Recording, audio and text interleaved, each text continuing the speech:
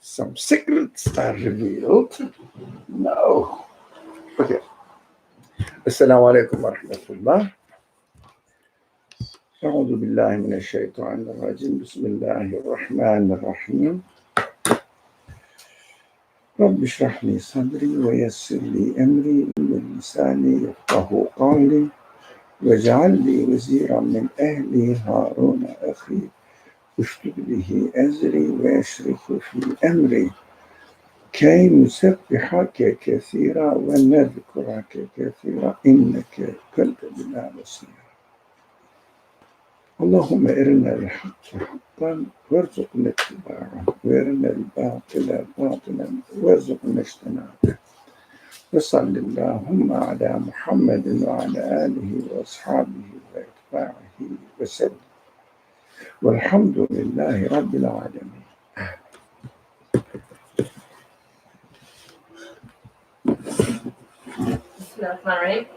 We're continuing on with the Book of Creation, part 30.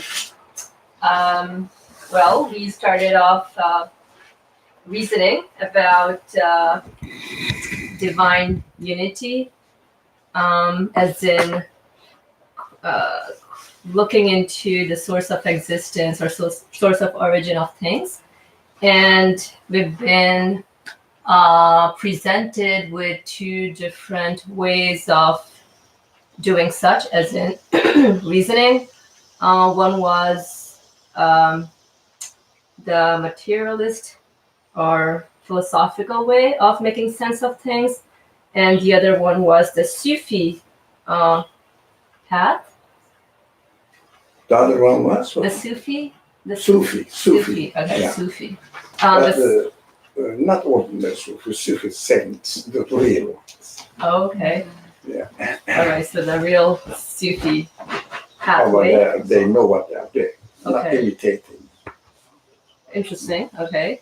Although both sides are using the same language, but the way the interpretation is processed is in two different ways. What I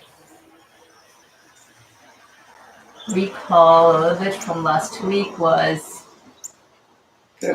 Yeah, help me out. Yeah. Contribute. It is not monologue.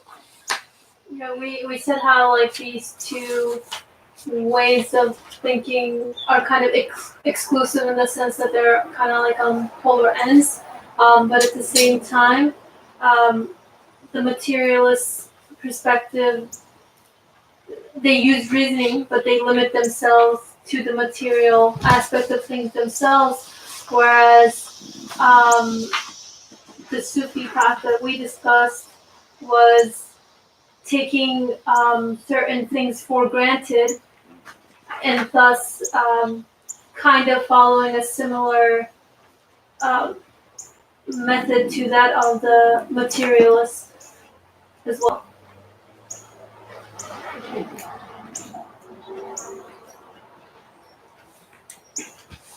Great. Using, I think, Ferreira said, I shouldn't use the name, sorry. Using the same language, but meaning different. Talking about the same topic, it means how do we understand realities? But with a different mind setting background, that we have to make this distinction. Of course, we are not talking about other people ultimately. So there were some people looked at the world in this way, used this kind of language because they had another mind setting at the background working. The others are, no, this is ultimately something to do with us. It must be related to our own interest. We have to come to the aspect of the subject where we are concerned with this subject. Why are we? In order to gossip other people, what the scholars or some people said, let them say, none of my business. But of course, I will evaluate the case from my own perspective, which means which way I am taking in order to interpret the existence of the universe.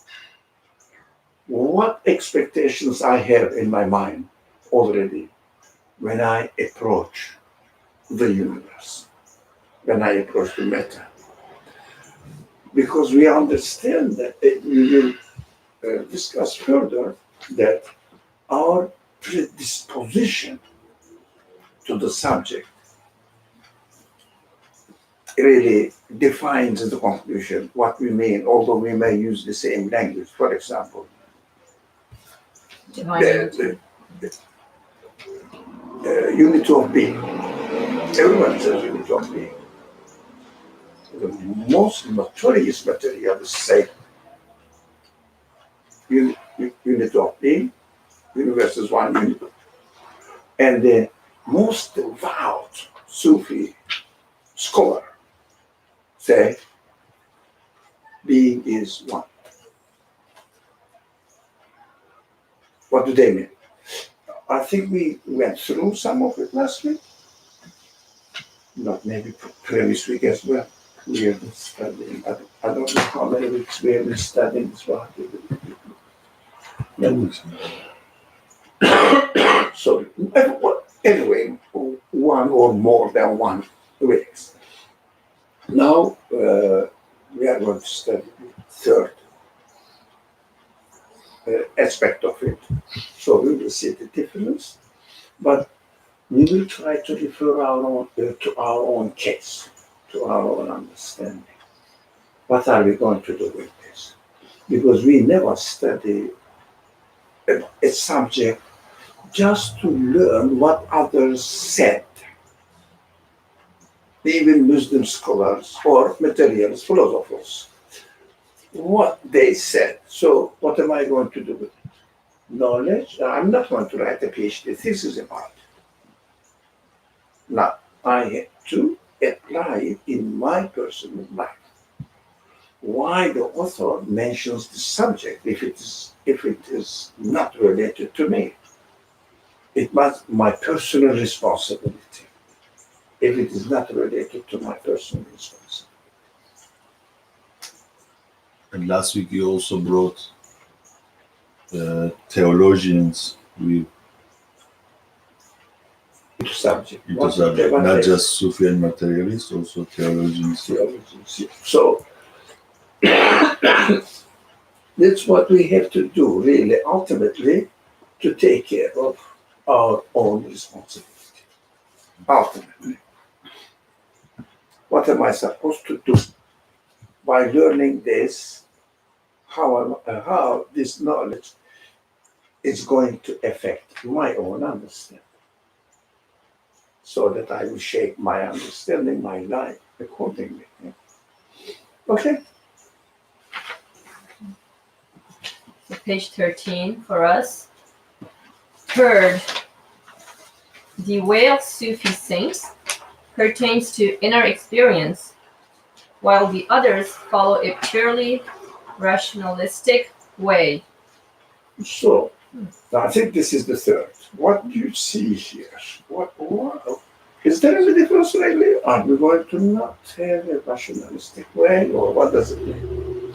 I don't know, to me it looks the same thing, because rationalistic is like how I'm supposed to be, as in my human disposition. And inner experience is also like, really, whatever I do say, or like all my actions are, I mean, it should be by default based out of my inner disposition. And when we say rationalist way, I mean, it's like, hey, that's common sense, that's logic of things, right? So to me, it looks the same, but I don't know what. So purely rationalistic, I think the phrase is used on purpose, purely rationalistic. Okay. Not only rationalistic, but purely rationalistic. It means when you want to make sense of the meaning of something externally, what do you say? For example, very simple example. always, I'm expert on mathematics. My mathematical knowledge is at a very high level. I know 2 plus 2 makes 4. Yes, you see how sure I am. So, 2 plus 2 makes 4.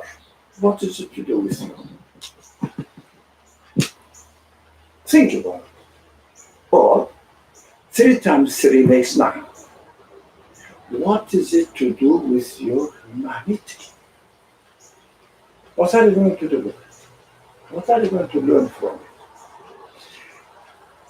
Generally speaking, this any external information or reasoning about any external event, subject, matter, is nothing to do with it. External to, nothing to do with it. But you can look at something in the creation or sit in front of the moon, full moon, I think last night it was full moon, or near full moon, maybe one day before, one day later. It was beautiful. Sit in front of it, reflect on it.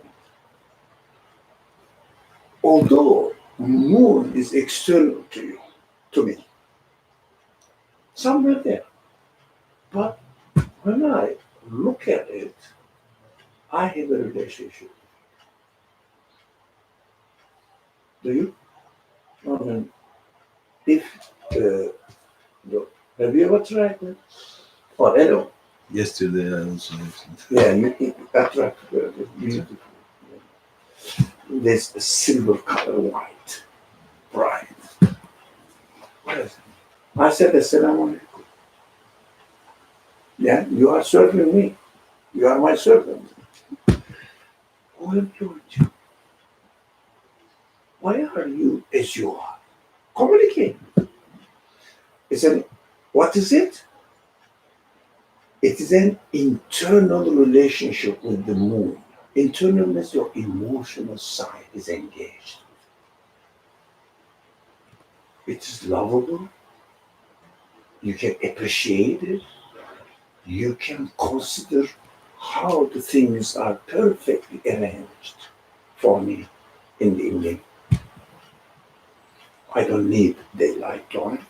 People close the curtains to go to sleep. They don't want any light. Comfort, relax.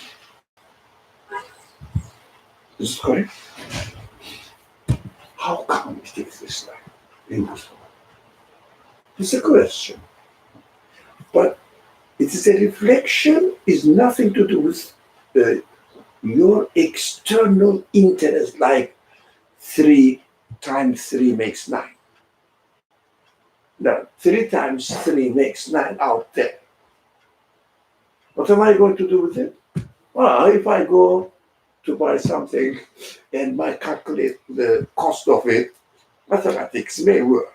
But as far as your internal interest, in human interest is concerned, does it help you to understand the meaning of your life? Does it help you to understand the purpose of your life? What are you going to aim at? What in your life? What will be your purpose, ultimate purpose? To reach what? What do you live in this life? What do you live for? What's your expectation?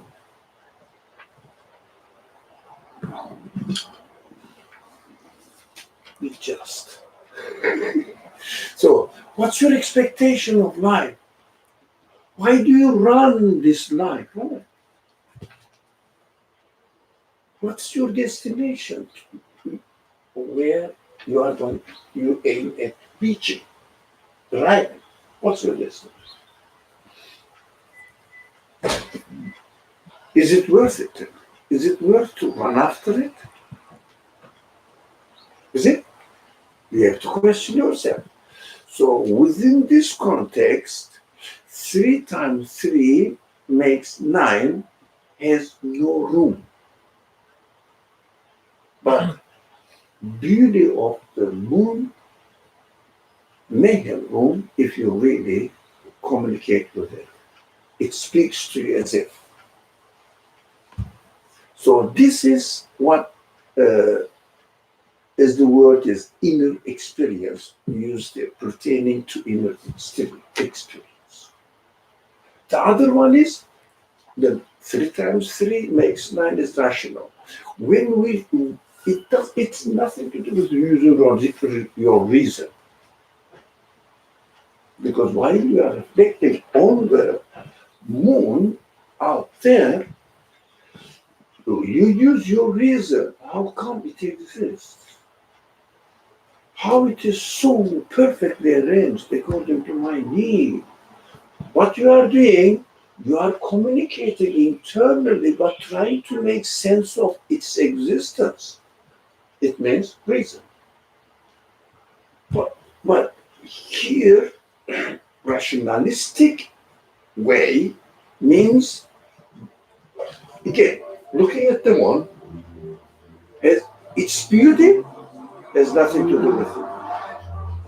But you are interested in how far is it from the moon? So the moon, how far is the moon from the earth? How big is it? Is it really bigger than the earth or smaller than the earth? Okay, what are you going to do? Design a spaceship, spacecraft or spaceship to go to moon. What are you going to do with it? If there are some good material there, ready gold, bring it to the earth and sell it, come rich. Has anything to do with your humanity, purpose of your life, your destination, the projections to your future? No. So, biology, physics, astronomy, chemistry, and other secular subjects. Nowadays, it shouldn't be, but it turned into a completely external topics. Maybe external to your inner world. It may be related to your body, health of your body, maybe feeding your body. Yeah, when you learn biology, for example, and to take care of the plantations and animal life, and the most productive way of breeding the animals or taking care of the land, doing the farming. Yeah, for what? We need wood, man. For what? For my body. That is purely rationalistic approach. So we have to be very careful. We are the children, the product, children of rationalistic worldview. It's just a package. Sorry? A package. A package. UPS. Okay. But you can, if you don't mind bringing it, put it inside. We don't know to whom it belongs. So We are the product of, you were saying, natural. Yeah. that's what we are. So we are trained to communicate with the world through only rationalistic approach, which means the things are external to me. How can I communicate with them? How can I exploit them, benefit from them? Never question the purpose of their existence. Never put them into the destination of your life journey. What does it mean within my life journey? Because they have these two groups, Sufi and materialist philosophers, talking about both unity of being. Yeah. So one of them defines themselves as consisting of body. Human beings, what? Body. Everything, even now, this challenge of last century is even the emotions are product of what? Body. Body. So, your life is the product of your body. Your feelings, of course, effects of your body, some of them are known, some of them are not known, how they are related to body. Do you understand? They say, we will discover, don't worry. It is not related, for sure, because mind is set that everything is the product of matter itself. That's the mindset. We are the students of this culture. So even this culture uses religious, if you like, sensuality for the purpose of improvement, betterment of this worldly life. If you believe this, they say, if you go and speak to them, if you believe in this and makes you feel comfortable, why not? Go ahead. But makes you comfortable in this world. So don't become a lunatic and become a problem for the society. Follow religion if it is the source of satisfaction for you. That's why freedom of religion is what? Accepted by secular societies.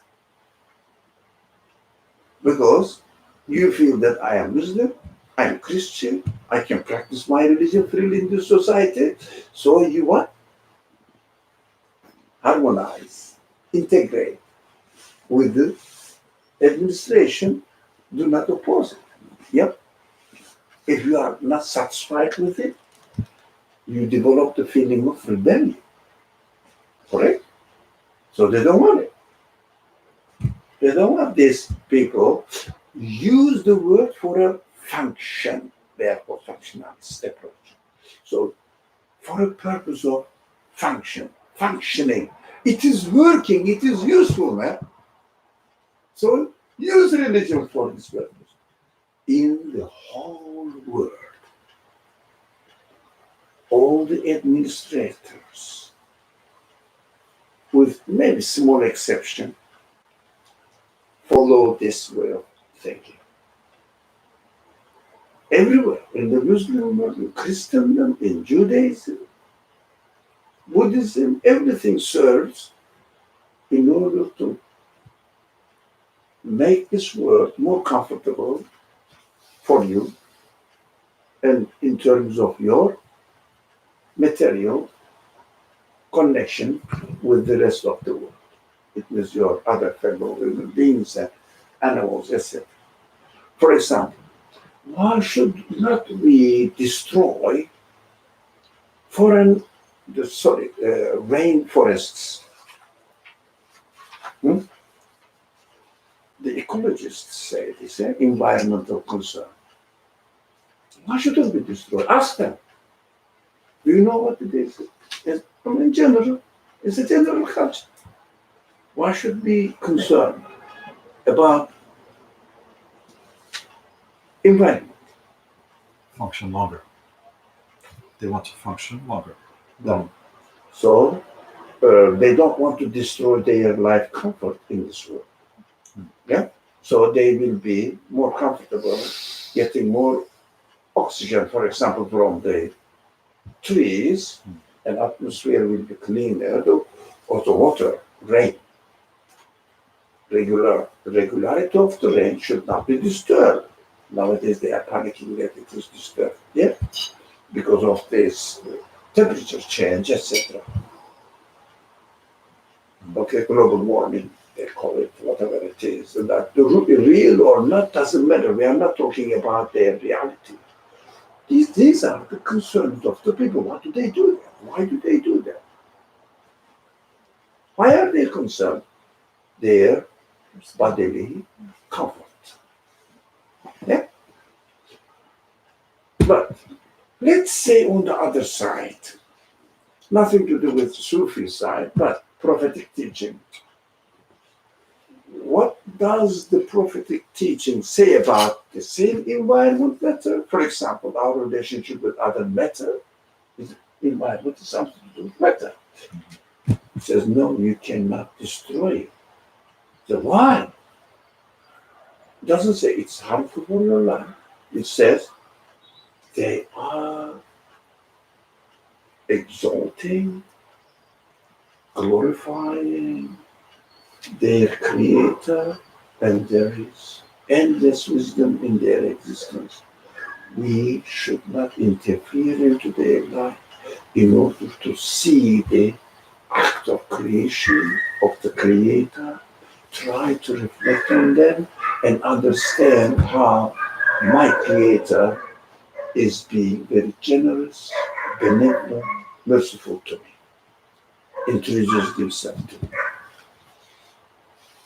You see the difference?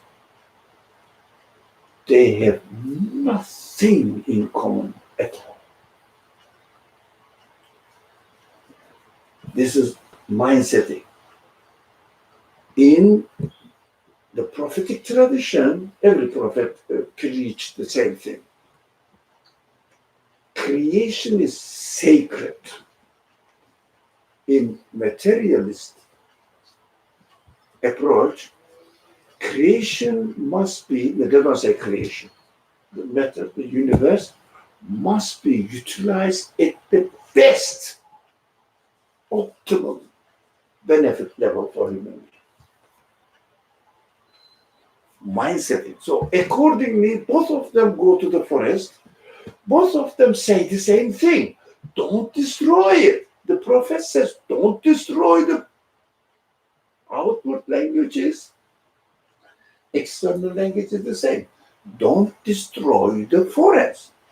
So materialist secular approach say, don't destroy the forest. So we shouldn't be carried away with the apparent language. It doesn't mean that we should be enemies of each other, but we should see the difference in the background of our expectations, our mindset. Why don't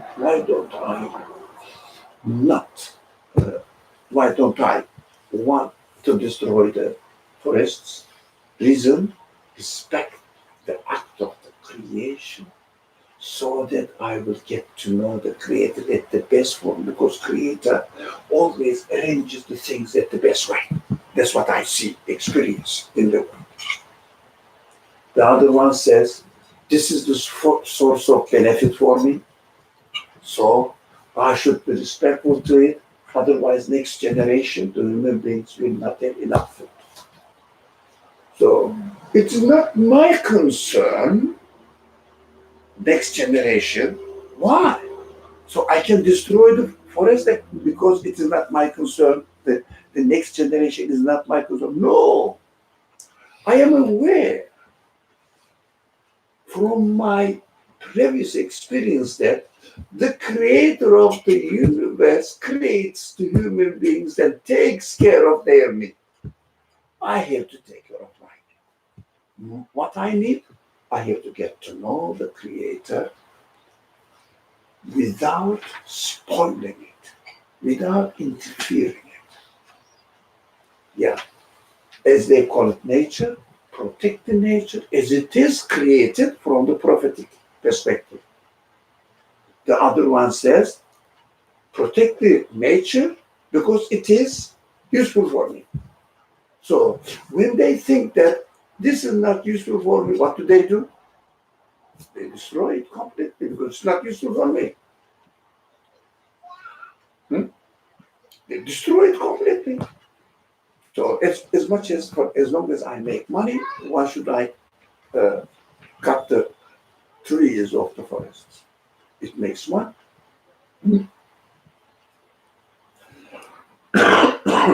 This is the difference. Background. That's what we have to have. Which kind of mindset I have in my background when I communicate with the moon.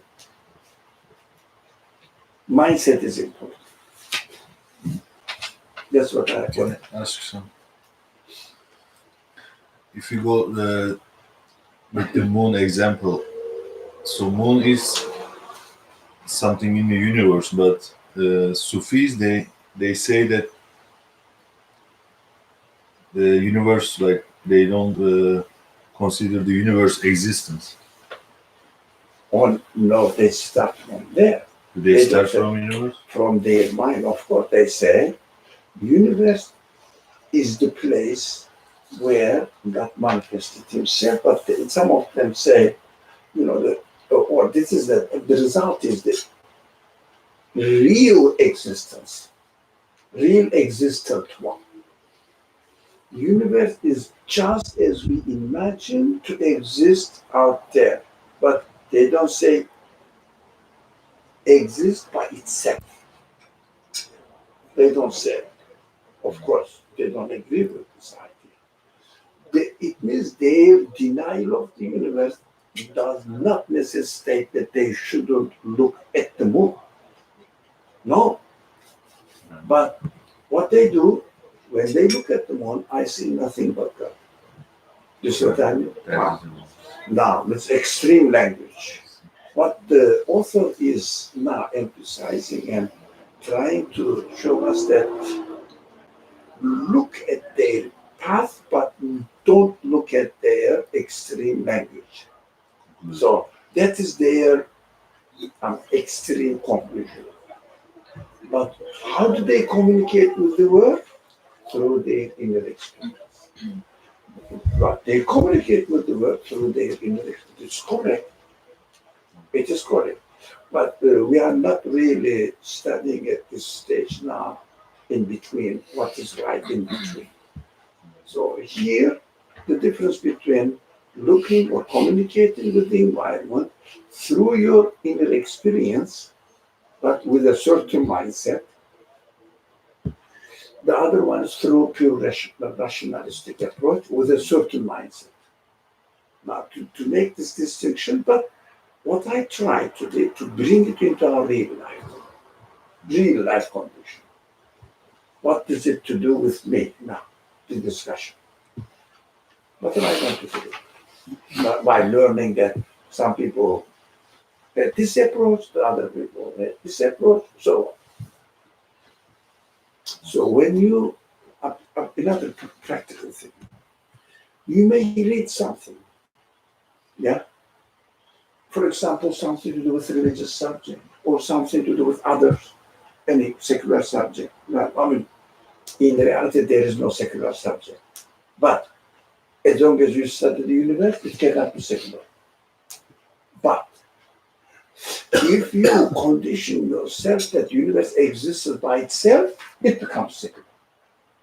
So secular subject was a wrong. There is no secular subject. Everything exists is sacred. Everything exists is sacred. Even dirt is sacred. It's right. In its existence. Okay? Garbage bin is sacred. Respect. It's a garbage bin. Don't think that it is a restaurant. It's a garbage bin. It is a restaurant for squirrels or mice. They love it. If they found it open, they would jump and take it out and it's everywhere. They don't know how to behave in a restaurant. So make everything dirty, so we don't want them to make it dirty. Otherwise, we should let them benefit from it. Yeah, because it's their food. Yeah. Unfortunately, the civilization rejects it. So they also use universe, but they say it's illusory. This is an illusion, but of course they live in the universe. They eat, they breathe. They like the sunlight. They like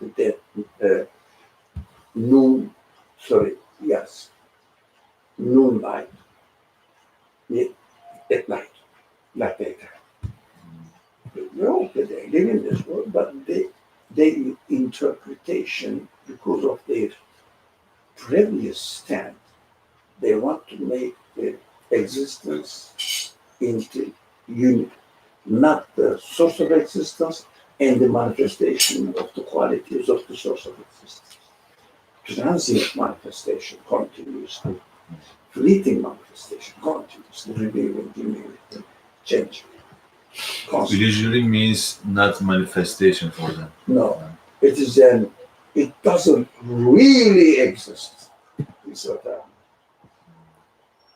That's their understanding, but we are not really talking about the subject, what they said. Yeah. No, how it is related to me. What shall I do with it? That's my interest. That should be mine. Any comment? Any questions, comments, explanations, disagreements? No? I have a question. So, can we say that a real rationalistic way is one that also pertains to inner experiences? Inner experience? That it also contains when it, if you truly use your reasoning in the way your reasoning was meant to be used, you would also be pertaining to your inner experiences. Have you ever seen any subject taught in secular education system talking about feelings so that you can evaluate the creation through the lens of your feeling? Yeah, you say, well, the country needs your loyalty. Yeah. They exploit your feeling by national anthem or flag or something, by national heroes, putting the statues of the heroes here and there. So trying to gain your admiration for what purpose? In order to evaluate your feelings or in order to exploit your feelings and direct them to a certain political aim, target, to administer, to control. That's the purpose. So human beings have feelings, definitely. I love this food, I don't like this food, for example. Everyone, materials, believer, or any Sufi sheikh, everyone makes this distinction.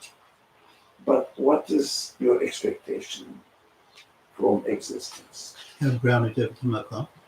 Have brownies when I come? Have brownies? Yeah. When I come? Yeah? Yeah. You can say I love brownies or yeah? Yeah. Or some people say nah, not the best one. Yeah, but when I come, I have brownies. Because we have brownies. Yeah. So with the same connection.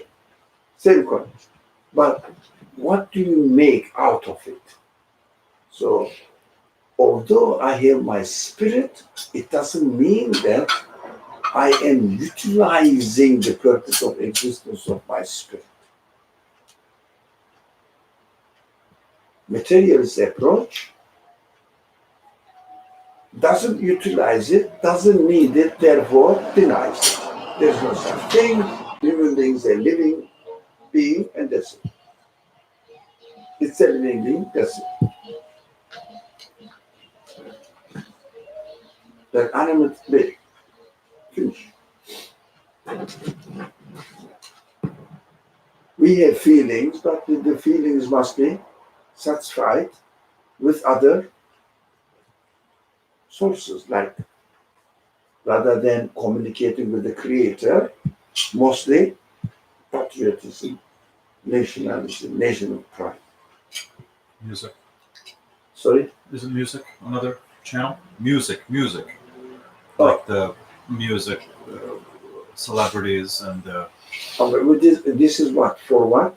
For what purpose? To keep people busy with enjoyment. their emotions, purpose? their feelings. The music is So purpose? Purpose? What is the purpose? To achieve what? again physical, Self-satisfaction physical material. and being happy in life. Why are you trying to be happy in life? Doesn't mean that you should be miserable in life. Yes, you have to be happy in life. For what purpose? To be satisfied with the established system. Never rebel. Don't cause problem. Everywhere, regardless, Jews, Christians, Muslims, administration is interested in subjugating your obedience to the authority. Everywhere in the world now, with no exception. We have to be aware of it. Even when they use religion, I mentioned earlier on, they use religion in order to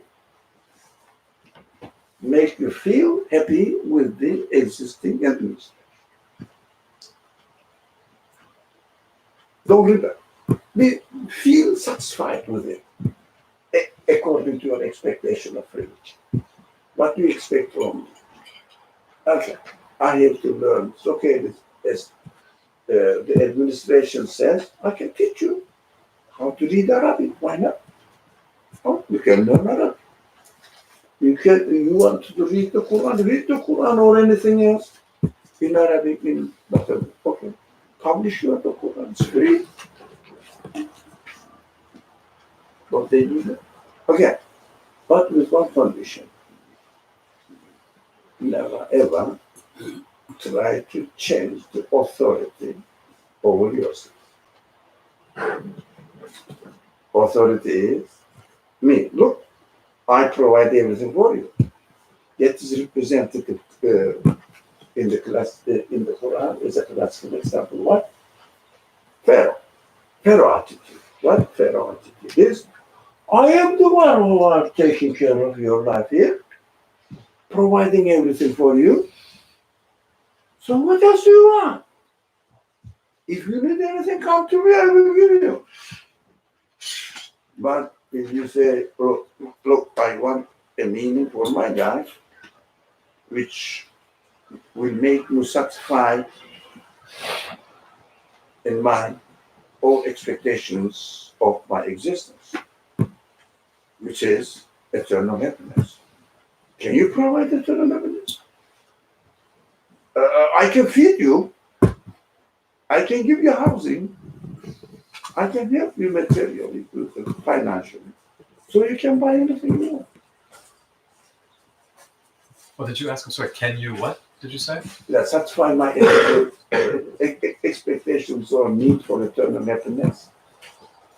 So that's why they give you opportunity to practice your religion, not in order to respect your inner expectations of the hereafter, everything, but gain your support. And don't rebel. Come to me. I will give. Pharaoh said, it's symbolic teaching. Pharaoh said, for example, do you need to worship that God? Worship a God? Why not? Worship me. I am the representative of God in this world. Who said I'm not saying, sorry, Who said that? Pharaoh. Pharaoh. So, I'm the God. Do you take any Lord apart from me? That's the language of the Quran. He said, you are obeying Moses, look at the language, without my permission. To the magicians, when the magicians fell on prostration before Moses' miracle, they said, this is the real one. Oh, this is a magician, but it's not. So he said, what? Look at the language. Are you accepting Moses' religion without, tell me, my permission? With my permission is okay, because I am the source of authority. So that's what is going on in the world. Yeah, without my permission. With my permission, okay. You can build a mosque, a church, a synagogue, whatever, a temple, with my permission. Did you ask permission? Yeah? Legalized charity organizations, legalized under my control. Yeah, I will audit the budget. I will be on the control. You can do religious activities under my control. It is a matter of authority. Yeah, that is why Quranic language is so sensitive about the subject. They say they assumed, the Quran says they assumed certain power without any sultan, real. So, no real argument in order to establish their sultan. It means sultan. Their ruling, their authority. Now, the language is, Quranic language is so sensitive. So we cannot go into it now. It is not our subject. But we have to know that it is a matter of authority conflict. It is not a matter of you pray or you don't pray, doesn't care. Are you praying in a mosque which is authorized by me or not? Yeah. When you said Pharaoh said, I am the representative of God, Yeah, on earth, yeah. it means he accepts also No, God, or maybe just to satisfy people's need. Just say that if you want to worship God, why don't you worship Him? And I'm the representative of God. Or not whether he believed in God, he didn't believe in God, it's not a matter. I am the one to be accepted as the only authority.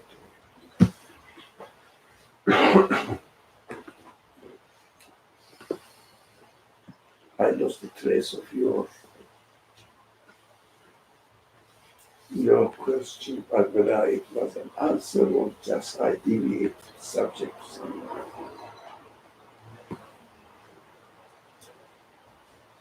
Do you remember the question anyway? Yeah, it was can we say that true rationality is one that also pertains to the inner experience? It contains within it addressing one's human self as well. Like truly using rationality for in the most rational way would mean also pertaining to one's human feelings and inner experiences. Because rationality represents what? Not using your reason. Not solely. Not at all. No, you use your reason, definitely. It is there, given to you. But this word rationality that's used, No, rationalistic. or rationalistic, isn't it trying to explain a kind of like ideology or a point of view? Yeah, it means, we explained at the beginning, externalizing the objects existing around you, and even yourself, your own existence, externalizing it and studying it as a subject to learn how it works, so that I can benefit from it. That this word, I gave the example of 3 times, 3 weeks by what is it to do with me?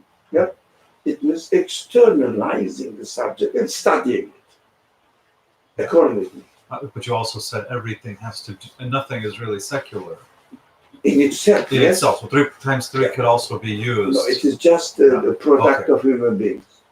You see what I mean? This formula is the product of, it's not wrong. It is consistent, but it's nothing to do with my real existence, real life. It's nothing to do with my real life. It doesn't mean that I shouldn't learn it. No, I can learn it, I can utilize it, but in order to gain something for my own need, to satisfy my own human need, but not leaving it external. Rationalizing means really not having any human interaction with the objects out there. It is rationalism is nothing to do using your reason. Has nothing to do, you said? Using your reason. That's what rationalist. Well, rationalism is different from reasoning about something. Reasoning is human. Rationalism is an ideology. Ideology representing the externalization of the objects of this universe, nothing to do with your human expectations. So we can say, if we're defining rationality as an ideology in terms of whatever I observe, right? It's an external thing. I So see, not bringing in. Well, what into- does it mean for me? I see I mean, what you in a mean. simple language, not considering the meaning of its existence. Externalizing from the source. Can you Sorry? say that also? Sorry? Externalizing from its source. No, I mean, they don't accept the source. But never questioning the source of existence of the thing and what is it to do with me. Yes. Relating to himself. Relating to human beings themselves. As human beings. But what they do, they relate to their body. Body also is external to humanity. So it doesn't mean that I should destroy its external in its existence as it is. I should destroy the forests. Neither does it mean that I should destroy my body because it's not nothing to do with my humanity. No, it doesn't mean that I should destroy it. I should benefit from it in order to satisfy the expectations of my human side. Expectations of my human side. Got it? Like the example of the moon, you said how far we are from it, how big it is. You can use this information as a means of his manifestation. Yeah, in order to understand the purpose, the wisdom in its existence, but not to exploit it only. You can benefit from it. Can you not benefit from the forest? Yes, you do. Yeah, but for what? This is the purpose. You eat. There are two purposes for eating. Feeding the body, and that's it. Rationalistic. Yeah, way of, rationalistic way, communicating eating food to feed the body. Mhm. But in other way, we call it prophetic. Now, approach the prophet message comes with the prophets, revelation. They come and they say, what do they say? They say, yes, you have to eat and acknowledge the source of its existence and your relation with it. How do you feel? What do you experience while you're eating? While you're enjoying? What do you experience? Yeah? And you are being treated by something, right? By something, someone, whatever. Who's that? Why does it care for me to prepare all this food? All the things I need. The sun, the moon, the order of the universe altogether, the animals, trees, or whatever, plants, whatever they are around you. the stars. What am I going to do?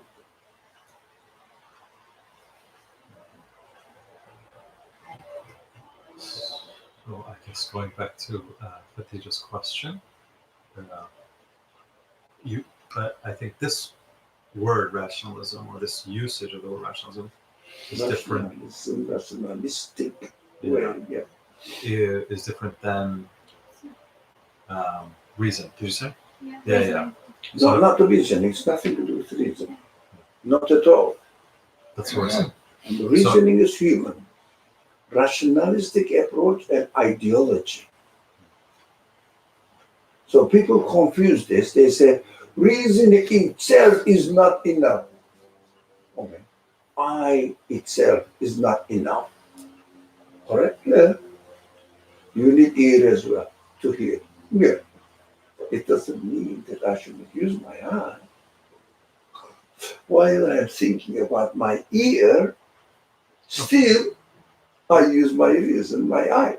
Looking at the ear to know how is it located, how it happened to be there, and what's the wisdom in its shape, its quality, etc. So that's why in our discussions, the language we developed, what you cannot divide human being, reason, feeling, heart, this kind of language. No, the human being functions altogether. That's reality. But unfortunately, rationalistic approach hijacked the language from reason. So most rationalistic philosophers end up with materialistic interpretation of the world. Those people who needed this a very simple-mindedness. Those people who needed to come up with a counter-argument, they rejected reason and they found something what? Heart.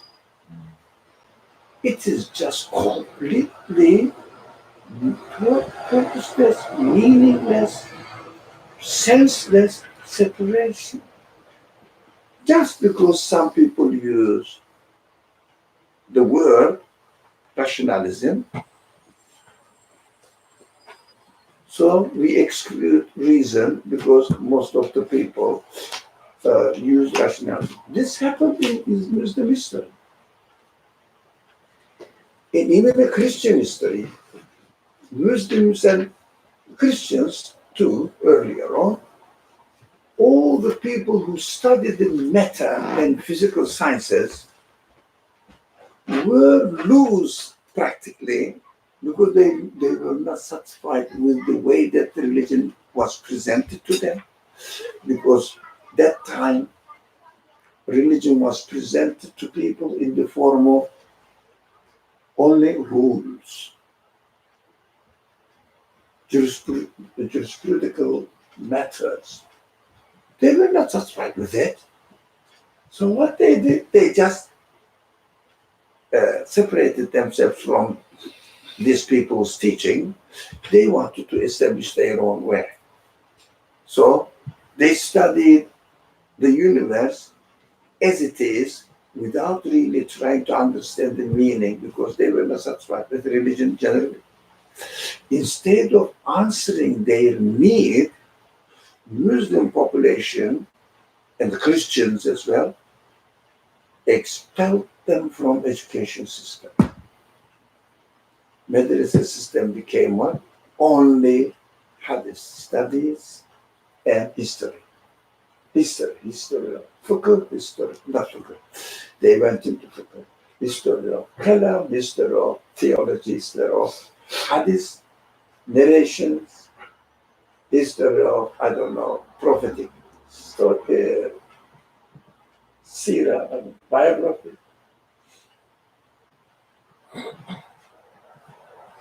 They understand. So they didn't study the universe.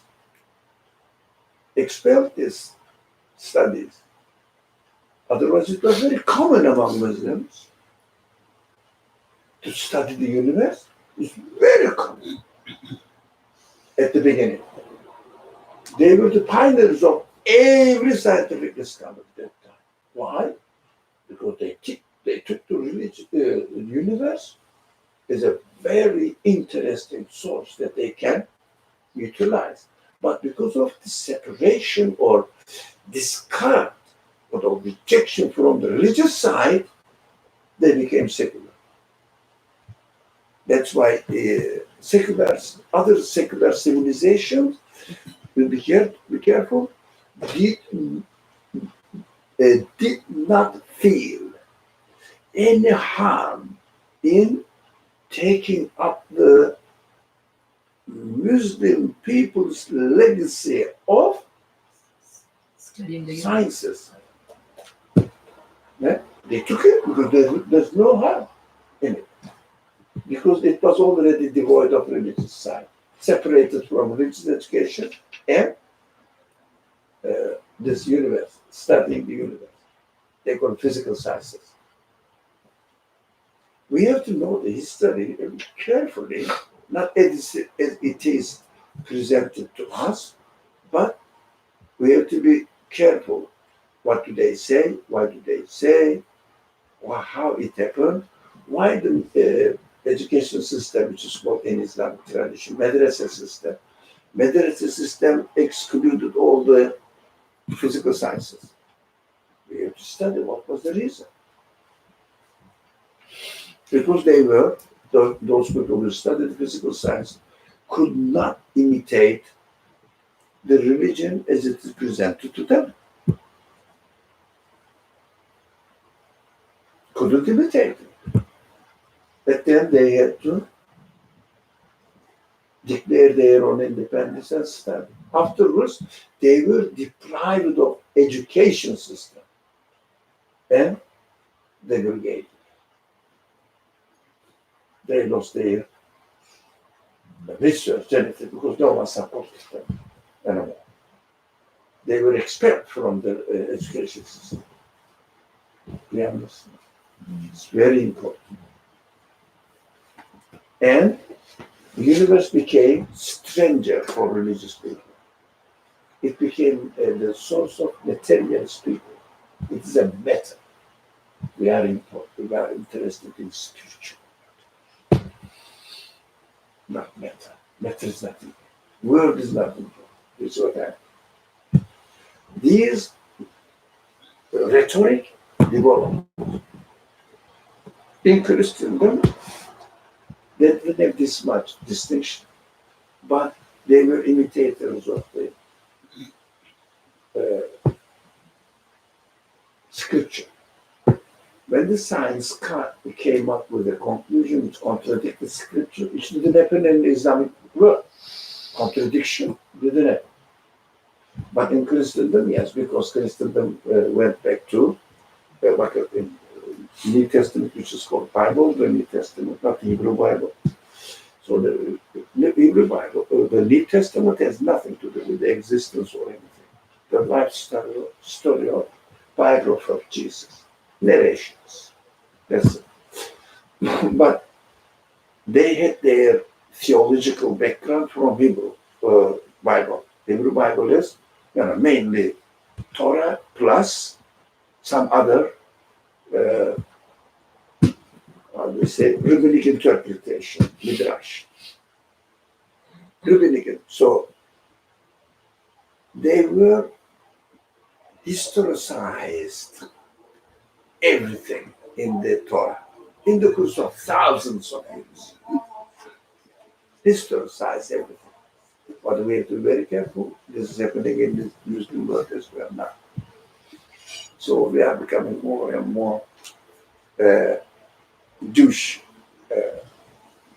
attitude in the language of the Quran, historicizing the literal interpretation of the text and putting it into a glorious past Muslim life.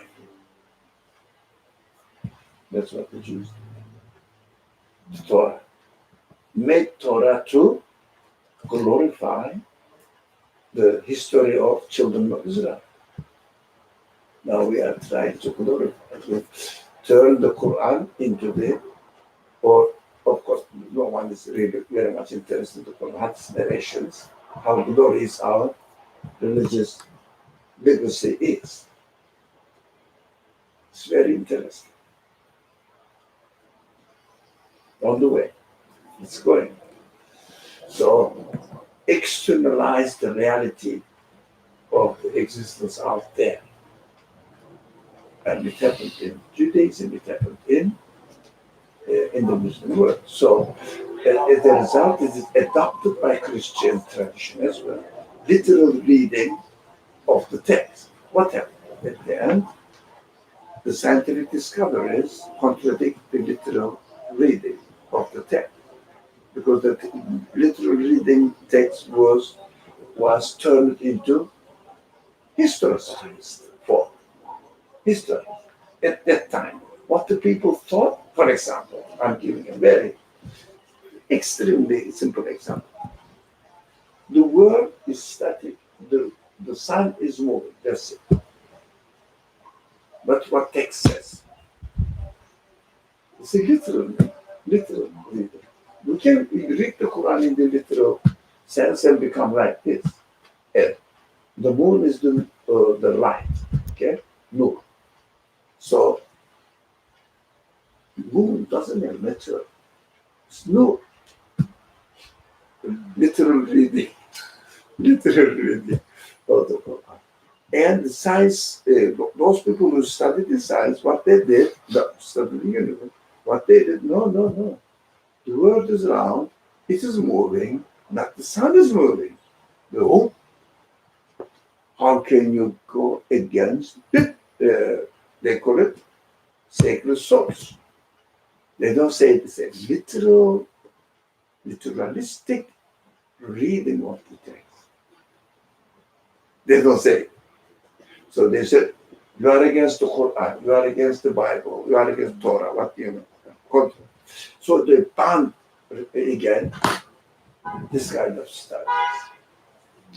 They had to, but the Muslim tradition didn't have to.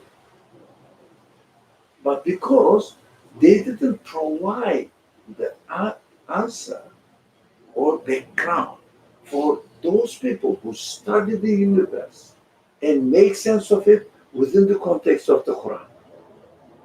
Because people were obsessed with what? Rules. Juridical decisions. People or religious- administrator? Sorry? People or administrator? Or both? You mean controlled by others. But people don't think. Those people who were thinking. So, but on the other hand, the administrators, the sultans in the Muslim tradition, loved fiqh. You know why? Advantage. Why? People will be busy with rules of actions. They wouldn't really think who they are, where they're going, what's going on in the world, which kind of political situation it is. Is it really correct that we have to follow the Sultan? Who is this guy? Yeah? Moses challenged Pharaoh, saying that you are like me. But in the Muslim world, no one challenged the Sultan, you are like me. The same thing. Sultans became pharaohs of the community. No one could challenge them.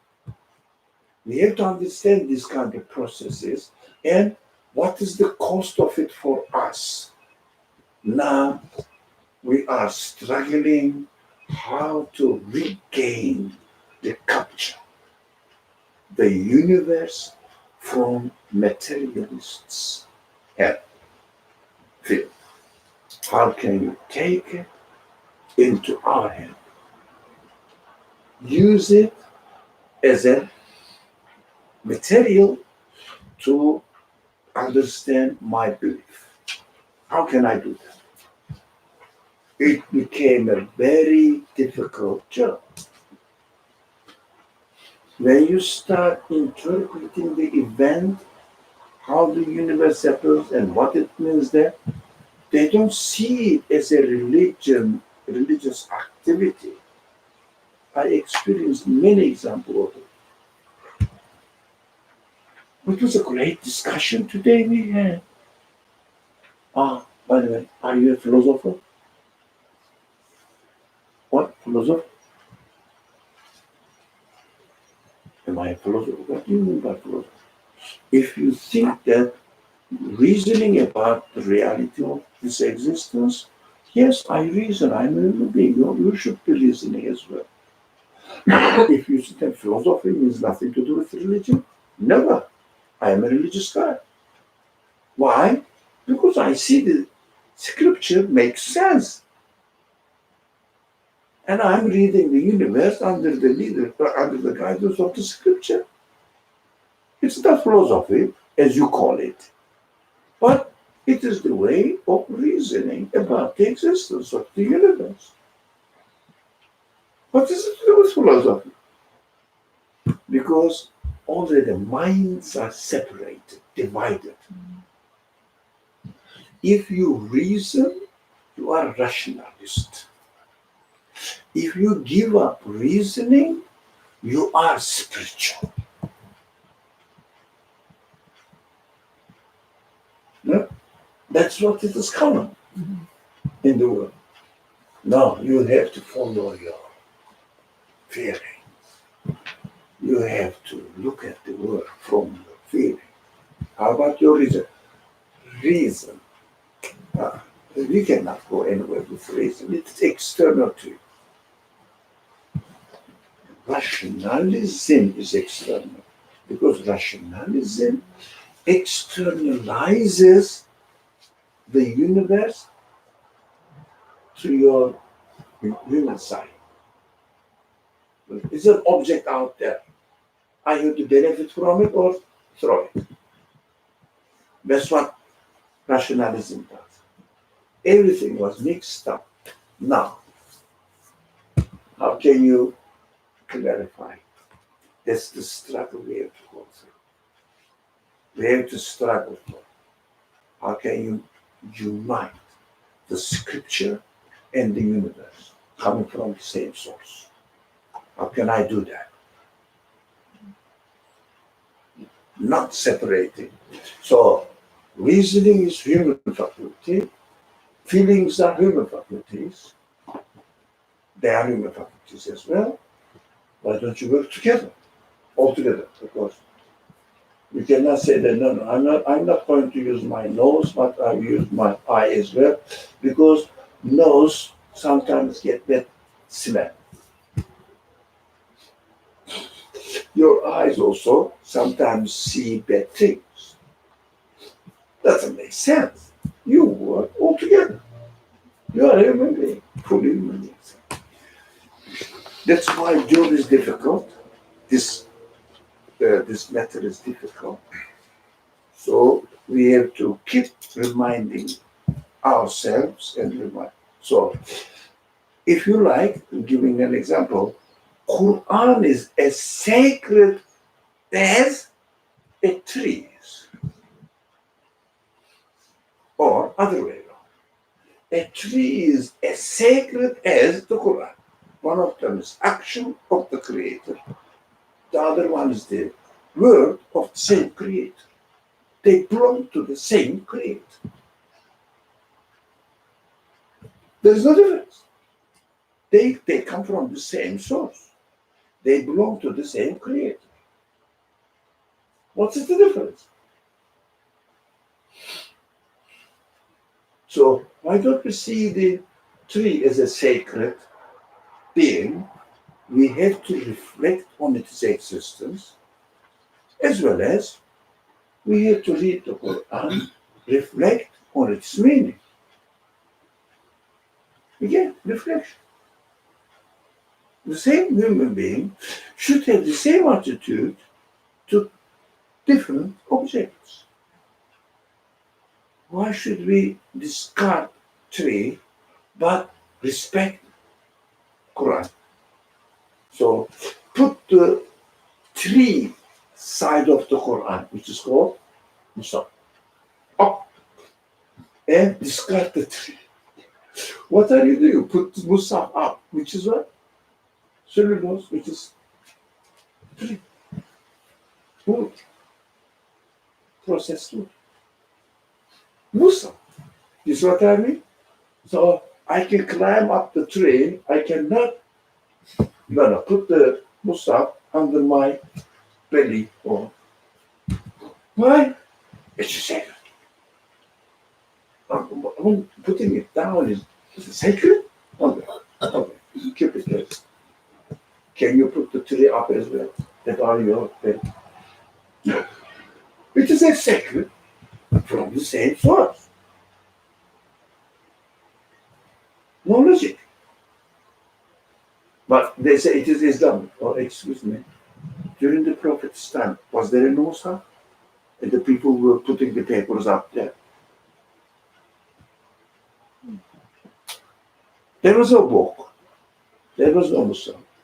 Even the papers were written and put there. Oh, paper, not paper. They didn't have paper first time. Later on they had paper. The other means of bones and leaves of some tree. This kind of. Or mostly leather. Camel leather. Mostly. As used as a paper. Later on they learned paper from India or China, whatever, in Central Asia. They were not, they didn't have any civilization at all. These are all what? Split mind. Turn into split personality. I want to be religious. I want to secure my eternal life by following religion, but I want to make money in the world rather than use the world. Use the world, in order to complement your being. Yeah, you have to eat, you have to reflect on your food. If you don't eat, you wouldn't have opportunity to reflect on your food. Together. So, human personality, if you really look at the world, what the Muslim world, what they do, they are religious, but at the same time, they die for the world. But what they do only, pray and fast, this kind of thing. Certain forms, famous forms. That's it. That's it. Nothing to do with reflection, nothing to do with satisfaction within themselves, so that the universe makes sense, their existence makes sense, etc. But they say, no, there is paradise. How do you know? Because the Quran says so. Why do you believe in the Quran? It's our sacred book. It's Muslim sacred. That's it. Because it's easy.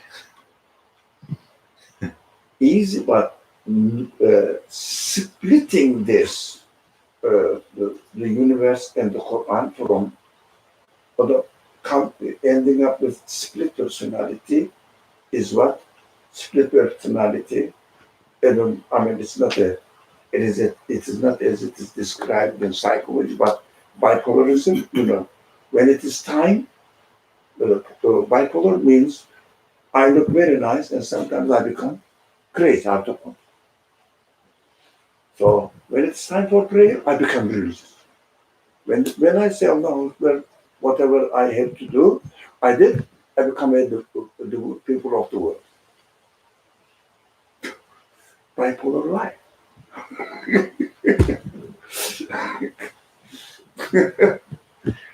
That's why, apart from fasting and giving charity once a year, And when I am rich going on Hajj, etc., apart from these certain actions, I will for the world, but not benefit from the world as far as my human satisfaction is concerned. It means in order to get to know who my creator is. No.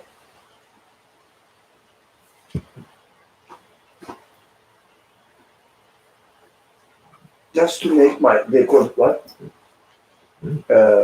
The parents are called, especially the fathers, but in rare case, mothers as well, breadwinner of the family. Breadwinner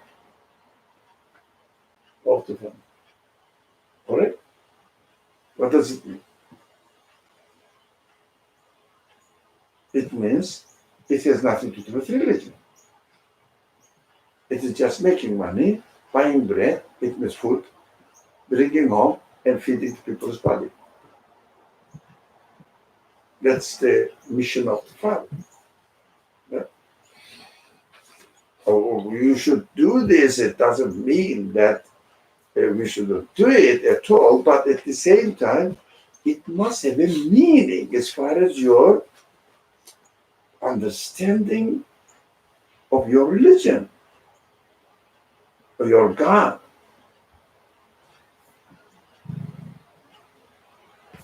The meaning of your life. What do you do? I work there and I make this amount of money. When I make this amount of money to support my family, and when Ramadan comes, I fast. Then, because my religious requirement is there. You see what I'm a split personality. Unfortunately, this is reality. So we are trying to overcome it, combining together, integrating together. That's what we are trying. I think that's enough for this section third. So, should we move on to the fourth? You are the responsible person. I'm not. I just speak with your authority. Fourth, Sufi saints are lost in the truth, the Almighty, and consider the universe from the viewpoint of divinity.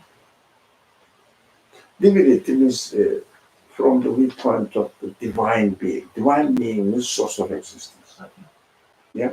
So in order to see that it is coming from from a divine being, from a divine being.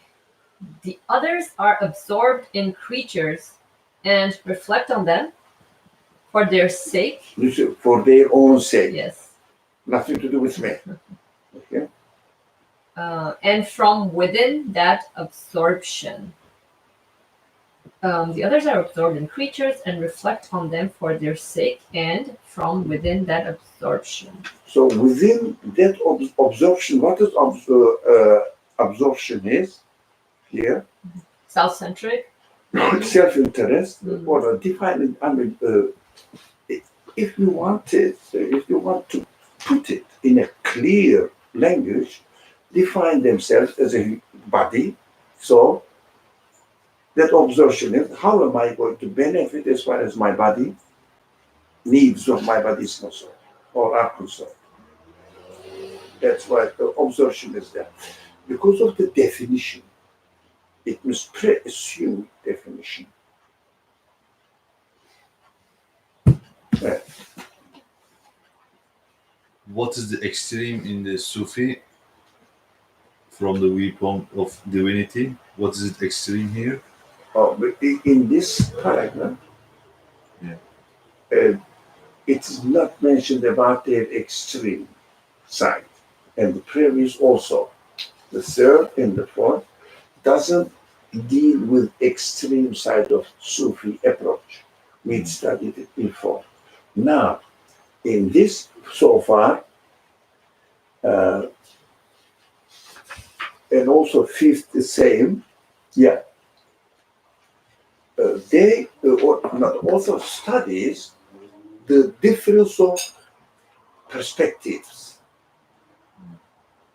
One of them here are considering the universe from the point of view of the truth, the Almighty God, the truth. It means really the real existent being, God. Nothing to do with their mistaken attitude where they went into extreme in their language. No, it's not dealt here because we dealt with it before. Now it is emphasizing the real complete contradiction between Sufi approach and materialist approach. Now we are not dealing with extreme language or going into extreme interpretation of their stand. Taking it, their stand is right, but taking it to the extreme point, to the level that deny the existence of the universe and reduce it into just illusion. So it is dealt with now as far as ourselves. And now the author is really making sure that, look, don't confuse. Although both of them talk about the unity of being, but one says this language, uses this language from this perspective, the other one says from completely opposite perspective. You have to pay notice to this. So you cannot equate them. Perspectives are different. But one of them went into extreme in their understanding of the existence as far as their stand is concerned, their perspective is concerned. They said, because of understanding the real truth, which is here this Almighty, the Almighty Creator, it is absolute being. They took it into extreme, saying that everything is absolute being, the rest is only illusion. Oh, we are not talking about this here. So we are not studying the subject only from one perspective, where Sufi tradition went into extreme. No. This all now we studied in previous weeks. Okay. So in other words, we're like being presented with two viewpoints, but then we have to assess it from within ourselves, right? Whichever makes more sense to So me. I think what do you make of it? Mm-hmm. What But do you have any thought about it? but so far as definitely the meaning side of things, right? Otherwise, if I just live in this universe just to satisfy my animal appetite, food, shelter, water, right? Making sure everything is accessible to me, then it's pointless going on in my journey. That totally makes sense. And the other side, yeah, I do need all this for survival, but for what, right? So again, What's the meaning? yeah. So absorption, whether my pronunciation is right. Absorption. You're fine, yes. Absorption. So, for example, you are dealing with something. On the practical example, the simple, you are eating food or something. Now, don't be absorbed with the shape, taste, and ingredients of it, and calorie of it, but it doesn't mean that you shouldn't take notice of it. No, observed by it means consume it with this aspect and nothing else. Mm. So, Sufi tradition says, in this context, we can say prophetic mission. Prophetic message says, while you are seeing all the qualities in the food, reflect on their source of existence. Where did they come from? Who provided them? Don't leave it, as you said, without meaning. They have meaning. They have message. They have message. Like a speech. That's why the Quran and the universe is equal, as far as the message, carrying the message to human beings are concerned, is concerned. But the food is meaningful. The air is meaningful. And the speech of the Creator is meaningful as well. You cannot look at the air literally. You cannot look at the speech of the Creator, the Quran, literally. The same. You have to see the meaning in it.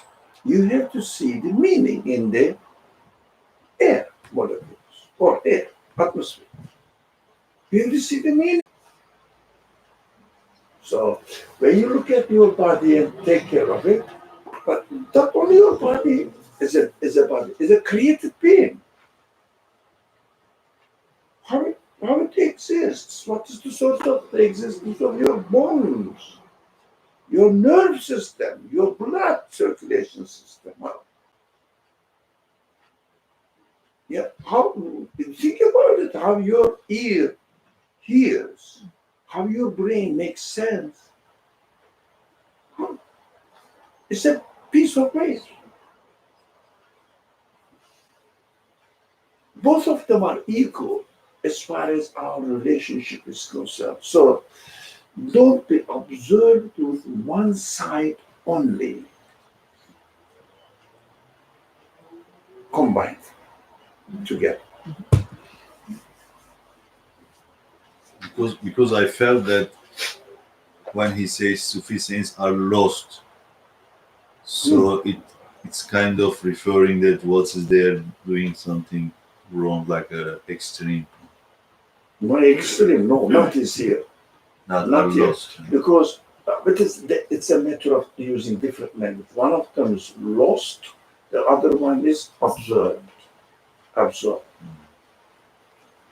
Yeah, it means really absorbed means lost inside. Am I right? Absorbed. It means perspectives are completely different from each other. That's nothing to do with going into extreme in this part of the text.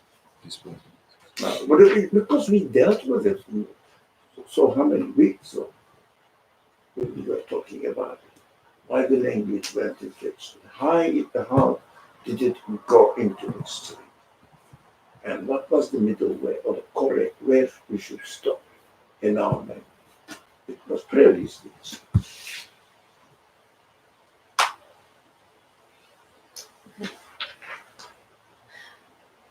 So if everybody's okay with fourth, let's move on to fifth. Yeah. Fifth, Sufi saints worship God and love Him deeply, while the others adore themselves and follow their fancies. Now, worship and adoration, the same thing. So we can use it and see the similarity of the language, but direction is completely opposite. One of them is worshiping God, the other one is worshiping themselves. Yeah.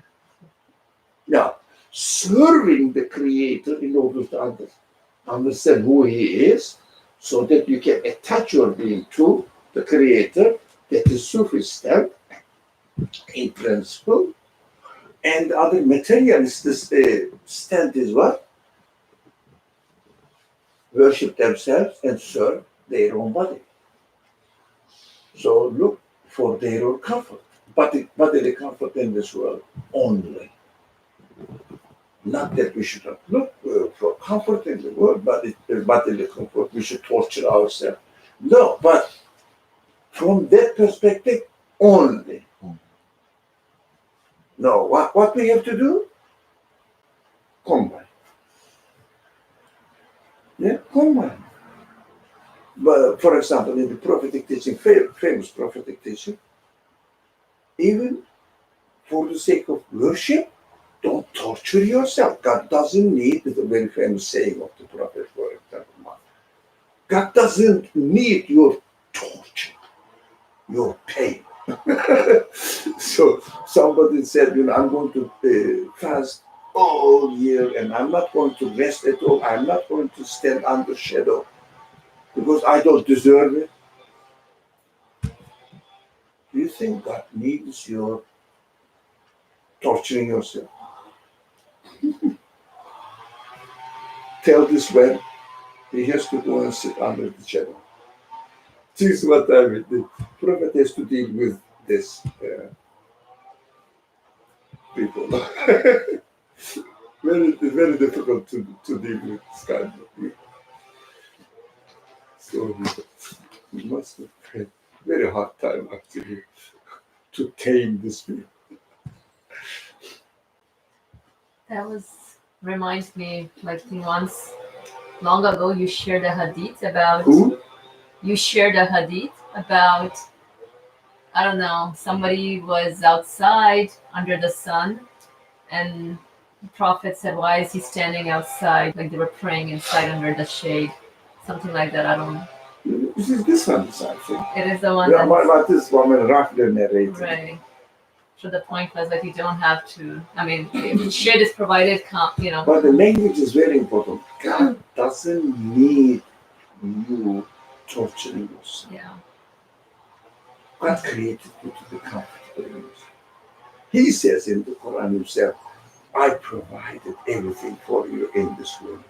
I prepared the world as a cradle for you. You are my babies, if you like.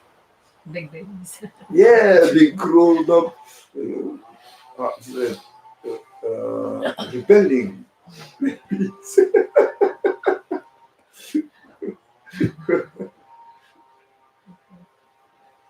When everything is okay, we say okay, like everything. And when did nobody offer you? You got it. So, No one Would you have a offered you. brownie? I got one now. Okay, have a brownie. Who's offering him? Well, there is. I had one. Who's going to have this? No, don't shy, man. There is one in front of you. Yeah, I have it. So, He needs one. Have another one. never. Did they offer you? No, we ended up getting Okay, can I have this? That's right. So we have to take care of our neighbors, man. Yeah. That is sunnah, really. It is really sunnah, the way of life of the Prophet. Take care of the people around you according to their needs. It's very important.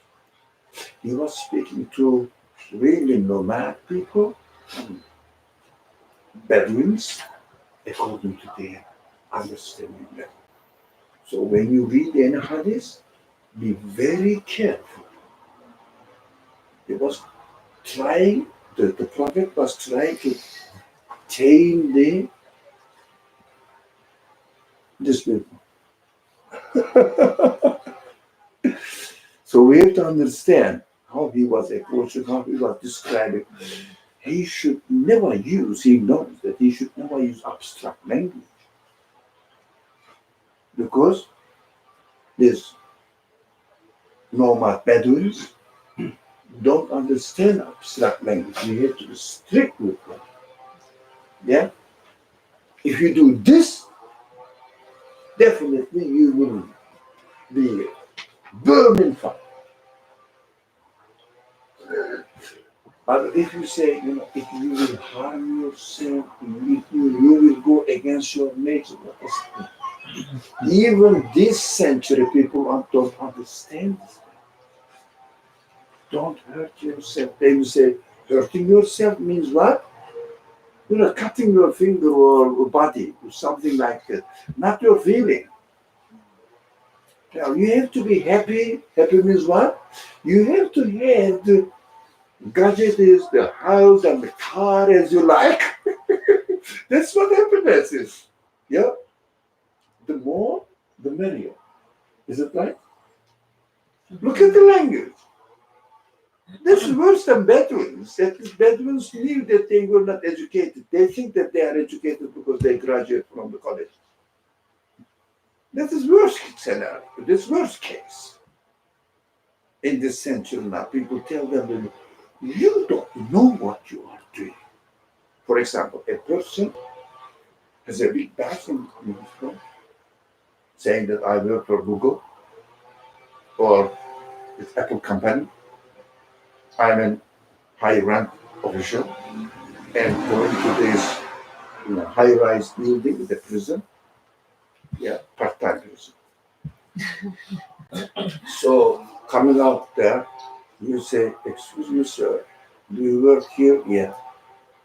"I'm sorry for you." "What?" "I am the president of some team or the manager." "Well, you are just working yourself." Downtown is full of prison. Downtown New York City. Now, That's funny. do you think this person will ever understand you? Ever? He feels that he's lucky, he's prosperous, he hit the target.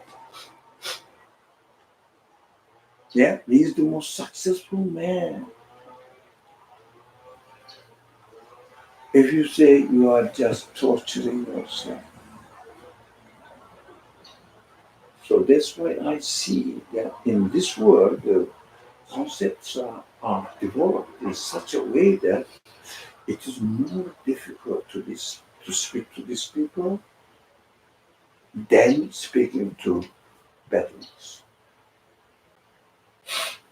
Really, it is more difficult. They are obsessed with certain predisposition towards these values of the society. That's correct. I have to be successful. And if you say, but you use the Quranic language, for example, successful, muflihun, who are the muflihun? Huh? Who are they in the Quranic language? Successful ones, triumphant ones. Who are they? Believing good, do good deeds. It means in obedience of the Creator, acknowledgement of the Creator, obedience means acknowledgement, adoration, worship. It means I acknowledge you as my source of existence. I am in debt of everything I had to you. It doesn't belong to me. That's your grace.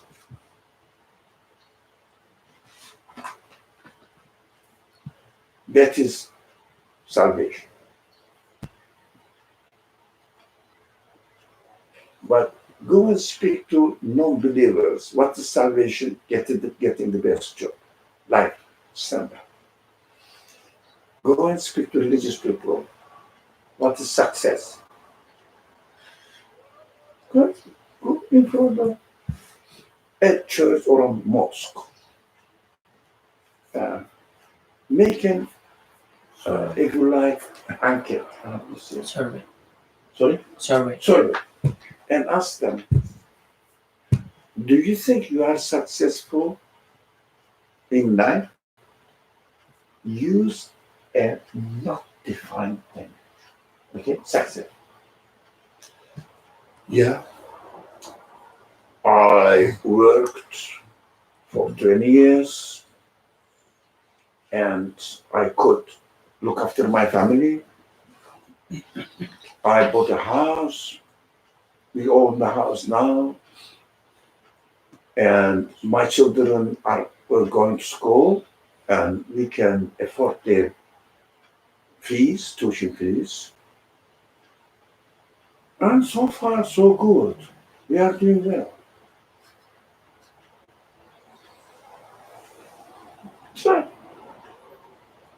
Who are they? Practicing Muslims, let alone non-practicing. Are they aware of what success is? Why? I'm not blaming them. Go into the source. Reason why. Why they define success as if they are the most secular people? Why do they do that? You understand that it is very difficult to speak to people within this age. At least as much as it was difficult for the Prophet to speak the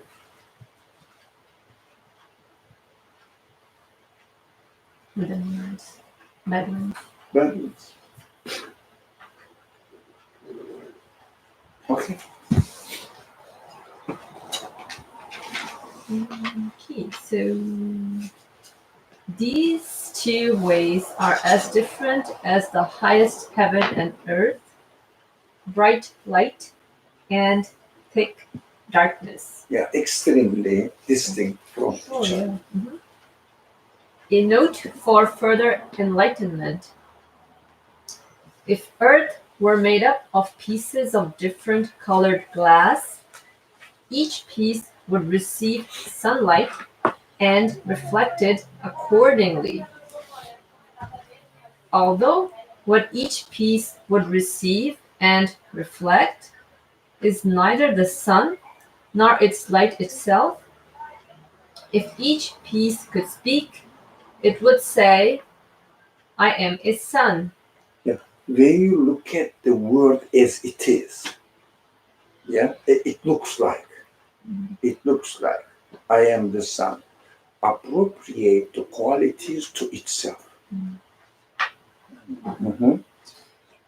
Similarly, if the colors of those smiling, brilliant flowers were to speak, although they are manifestations of sunlight's 7 colors, each would say, the sun resembles me, Mm. or the sun belongs to me exclusively. So, Interesting. so this is, I said, this must be a reason why certain Sufi tradition went into extreme and also materialist approach went into another extreme. Now, because of this apparent aspect of the universe, everything, tree says,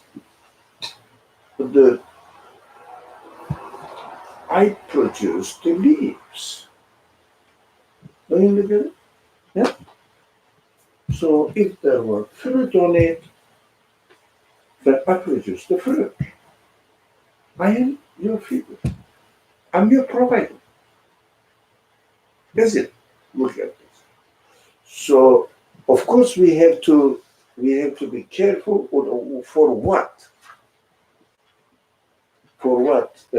we are reading this text here, and note for further enlightenment about what? About the distinction between the perspectives of Sufi tradition and the perspectives of materialist tradition. Why the distinction is joined up in one point, and why materialists went into this extreme while the Sufis went into another extreme in their understanding of the universe, although their approach had different perspectives at the back of their mind. Because when you look at the universe, But that makes sense if your approach have different perspective from the beginning. Obviously, you'll go in one way, Yeah. and the other way. So, So- that's the both ways, if you are not careful, about the existence of the universe may be justified by the appearance of the universe. We have to be careful. If someone says, the tree is producing the fruit, it looks like it. Huh? It looks like it. The other one says, no, directly God is producing the fruit. From their perspective, the creator of the universe is producing the fruit. So what they do, so what happens there then? Tree and the fruit relationship. Because they wanted to reject the materialist idea,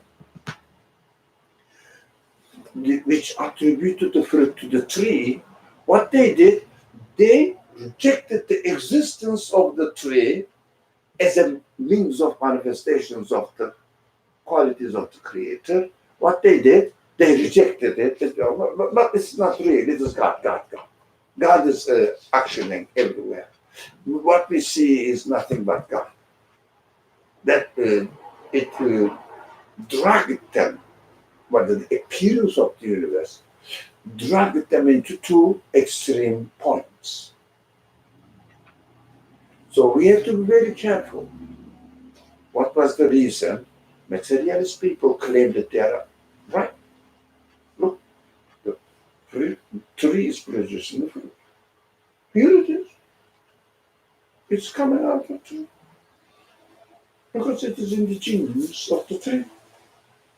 It's there. It's functioning according to the codation of the DNA structure. What's wrong with it? It's acting by itself. That's materialism. It looks like, it's justifiable. It's just like, yeah, I ate food and I'm growing. My body gets energy. Isn't that wrong? But it's so comfortable. The other one says, neither tree nor fruit can exist by itself, but what we see is God acting here. So at the end, the language turns into what? There is no existent things but God. Both of them use the same language. Unit of being, God. The other one is unity of being, universe. But unity of being universe looks like complete that wrong thing. Yeah. Compared to saying unity of being God, right? They No. At least they found the source, or is it something Not also the source. something wrong? No. They didn't find the source. Source of what? Source of the universe. They don't accept the existence of the universe in their language, in their extreme language. There is nothing existent by God. Finish. So that means that's also something wrong. Yes, of course. That's what we are trying to distinguish. Where the mistake is coming from, springing from. Where is it? So that we will be safe in our understanding of the Quran, the universe, the concept of the Creator, and my humanness, humanity. How am I going to locate it without falling into extreme language? So when you look at the universe as if gives two ways, as legitimate as they are, if we don't look at the meaning, of course. For both of them. So we have to make the distinction where the mistaken point or stand sprang from. I should be careful about. That's what the author's intention to teach us. Be But- careful. One thing I didn't understand also, it looks like contradiction. Are you saying the universe is God, or are you saying universe is illusory existence? No, illusory existence means it doesn't exist. What exists? God exists. Only. So what the Quran presents, how the Quran presents this, which makes sense if you don't have any pre-accepted bias attitude towards the creation. But this is the matter of language, especially the Sufis are concerned. But as far as the materialist approach is concerned, it is not a matter of language. It is their reality. When they say there is one existence, this is the universe, that's it. That's not a matter of misusing the language. But as far as the extreme side of the Sufi tradition, it is a matter of language. Because if you really argue with them, how do they understand God? They will say, come on, everything is declaring God. Okay, it means you utilize the universe. Yeah. Yeah. But afterwards, they got as the text says here, they got into an ecstatic, is it right? Extent. Ecstatic, where it's in it. Only God exists. Nothing is real. Illusion. So what we do, what the Quran says, just to read. You are on the car. Yes, the car has the pedal for accelerating the speed, but at the same time, it has another pedal to put the brake on. So after this, yes, you say, oh, there must be a creator, and the creator is the real existent one. There's a role for it now. There's a role for it. Start using the brake. Don't go too far. Say, this universe is the manifestation of his qualities. It's the act of the creator. So simple. Act of the creator. Here is the artist. Here is his art. Why do you deny? It's art. It doesn't have an independent existence. Art doesn't have an independent existence. But at the same time, it is a dependent existence. If the artist had not worked on it, it wouldn't be an art. But why do you deny one of them and this is nothing? Artist is the only matter. The other one says art is the only matter. Artist, I don't see it. So simple, isn't it? Now, apparently, solving the problem is not complicated at all. So bottom line, basically the language that is being used can be interpreted in an extreme way. So that's why we have to interpret it in a reasonable way. Otherwise it can, they're just like taking literal meaning of something. Then even taking the literal meaning of something like, oh, God is everywhere, like I see God in you, right? People may interpret that in an extreme way, but like with this language, how can I reason, make sense of it for me? That's the whole point. Yeah. Now, I can give you in another example that is practical for Muslims because they are made of the Mus'haf. Yes? So when you say the Quran, they understand Mus'haf. They know what it is written in it. Now, it is like materialistic understanding. But the speech and its meaning, they don't know what to do with it. They respect the Mus'haf, forget about the meaning in it, so that the real Quran is the meaning side, not the book, paper, collection of paper. But another side is said, okay, it is the speech of God, has nothing to do with this Mus'haf.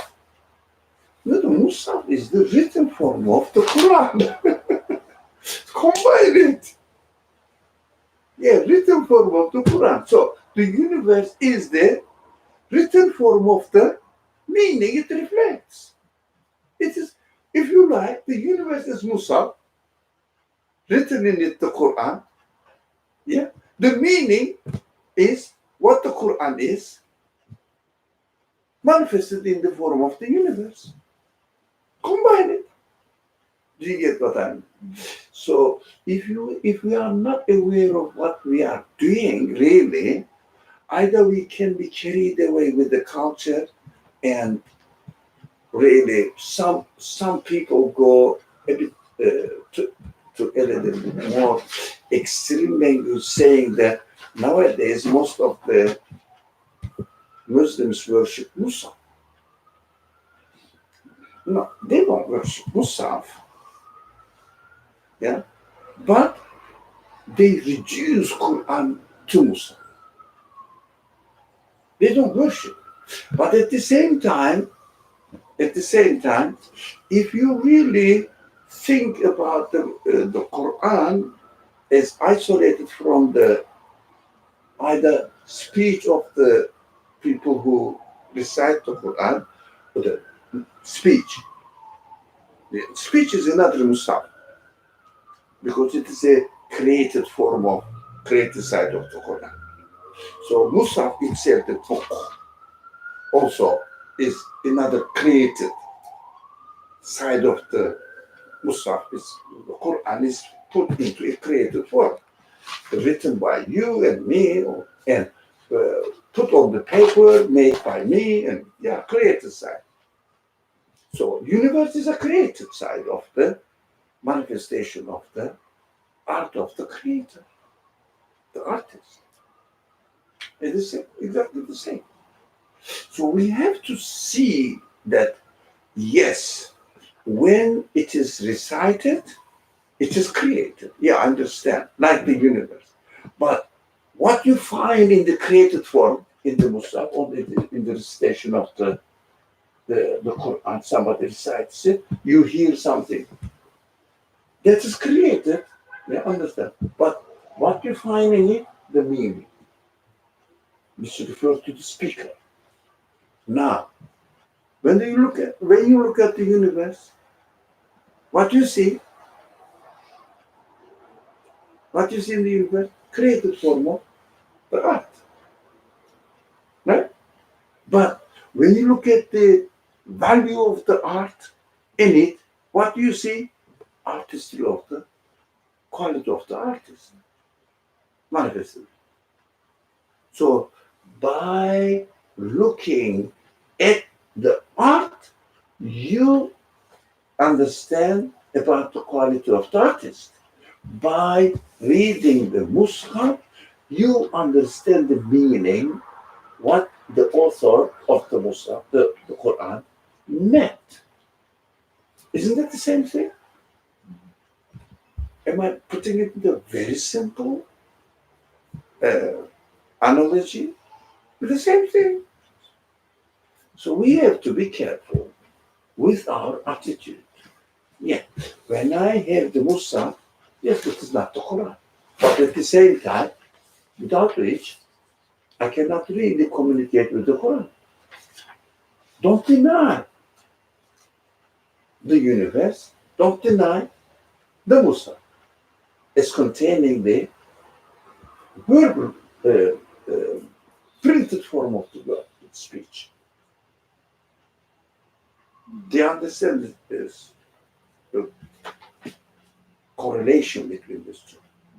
So it applies everywhere. For example, when you pray, yeah, one side concentrates on the form of the prayer only. You know, you have to do this, you have to do that in this way, this much, this long, this length of time. But what are you doing? What does it mean? Communicating with the Creator. In which form? He is the worship one. You are the admirer of the Creator, presenting yourself. There's no sign.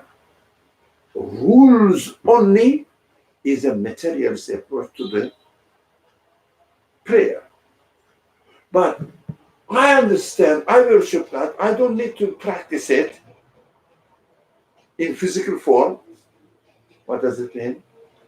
What is the music? The extreme attitude of the Sufi tradition. Do you understand that? So we have to combine them. How? We have to pray physically, bodily, but at the same time, concentrate on the meaning of what I'm doing there. Combination. Not complete separation from each other. I think this paragraph, if you look at the universe, it looks like this, each being who has the qualities of the light of the sun, as if saying, I am the sun. Not that I have received it from the sun. The sun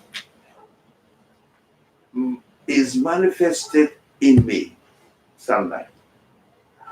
Got it? Really? Or you are tired? No, I'm trying to understand this part. So the analogy is presented here. If Earth were made up of pieces of different colors, each piece would receive sunlight and reflect it accordingly. Okay.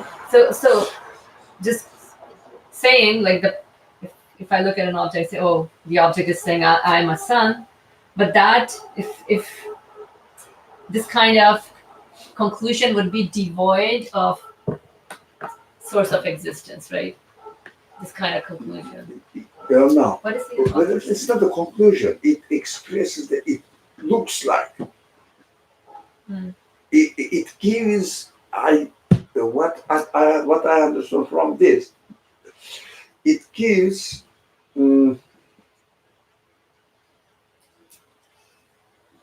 now.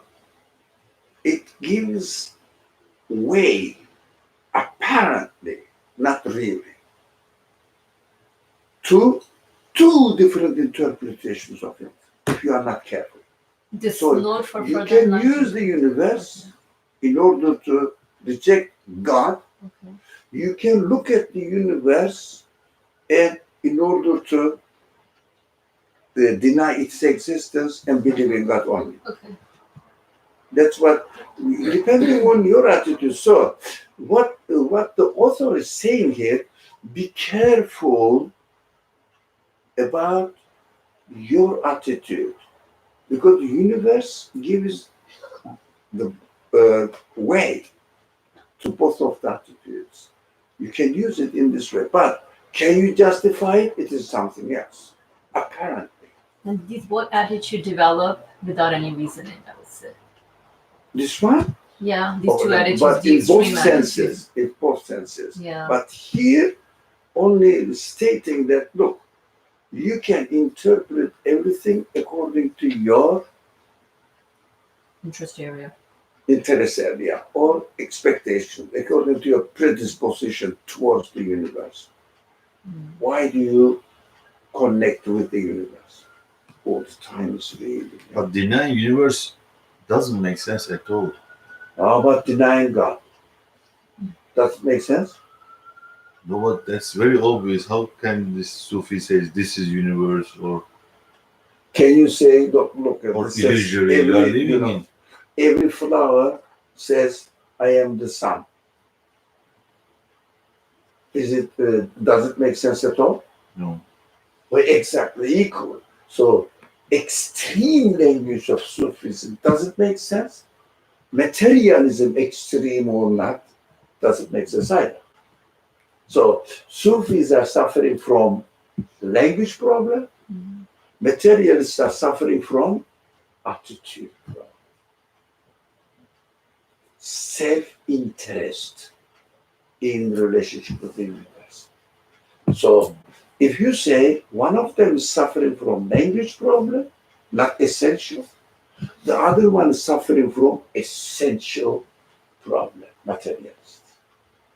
Seeing that the universe, what the universe is I am saying I am God. I exist by myself. It means, as this explanation says, I am the sun. A flower says, I am the sunlight.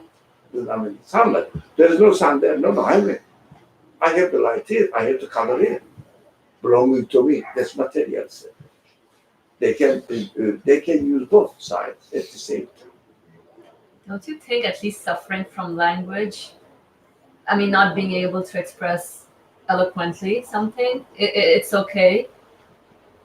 I mean, the language, if it's not presented clearly, sometimes it can be not being able to express out like your understanding or reasoning of something. So So we have to reason. We shouldn't have a biased attitude. We have to reason about the reality of existence. So be comfortable with it. We shouldn't have any bias. So I believe in God, so what shall I do with the universe? No, you cannot believe in God without the universe. This question is wrong. The other one is, I can see the universe. I have nothing to do with what you say, God or whatever it is. I am here. equally, Yeah. well, yeah. Yeah. Because Bias. because saying universe is God also, I think somehow They you don't are say going universe out is of God. absolute concept of So absolute. no, the universe exists by itself means universe is God. Except subsistent being. No. When Sufi says Yeah. universe is God, you don't see anything else. No one says universe is God. And Sufi They don't say say. universe doesn't exist. It is just illusion in your And eye, universe in doesn't your exist. mind. They don't say universe is God. So when you say universe is just illusion, doesn't have, but only God exists, and this is illusion now that I'm touching and communicating. My being is illusion now for me. That doesn't make sense.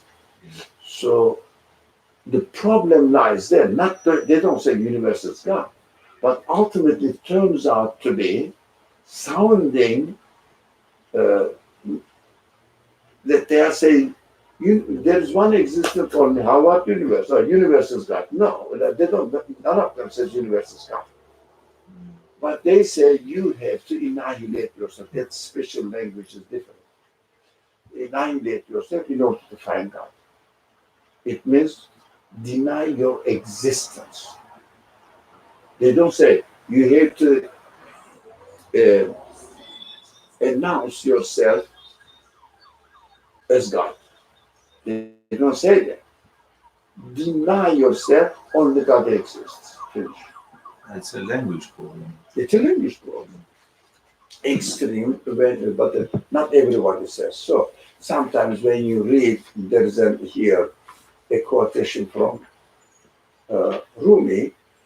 When you read what Rumi's writings, you find sometimes really extreme language. You find very reasonable language, depending on the context. So when they get really lost in Tawheed and don't want to acknowledge anything else, they use different language. It's a matter of language. I think we have to stop, eh?